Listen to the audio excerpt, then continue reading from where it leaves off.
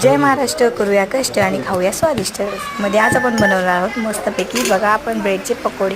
त्यासाठी पहिले काय केलं होतं बघा, लसण, अद्रक आणि पुदिना आणि मिरची हे काय केलं याचं मिक्स करून घेतलं. नंतर पॅनमध्ये तेल टाकलं, जिरं मोहरी टाकलं आणि जी पेस्ट बनवली ती टाकली. उकळलेले बटाटे टाकले, हळद, मीठ, लाल मिरची पावडर आणि धने पावडर टाकले, मिक्स करून घेतलं. एकीकडे बेसन घेतलं, बेसनमध्ये लाल मिरची पावडर, हळद पावडर, मीठ टाकलं आणि पाणी टाकून काय केलं मिक्स केलं. नंतर एकीकडे ब्रेड घेतले आणि ब्रेडला काय केलं कट करून घेतले. ब्रेडला कट करेपर्यंत काय केलं बघा, मस्त तेल केलं, बॉईल करण्यासाठी तेल ठेवून दिलं आणि नंतर काय केलं मग ब्रेडमध्ये काय करायचं मस्त आलूची चटणी करायची आहे आणि वरतून एक परत ब्रेड लावायची आणि नंतर काय करायचं ही स्लाईसला मस्त आंघोळ घालायची बेसनामध्ये आणि एकदम मस्त कडक तेलामध्ये काय करायचं आहे मस्त फ्राय करून घ्यायचं आहे.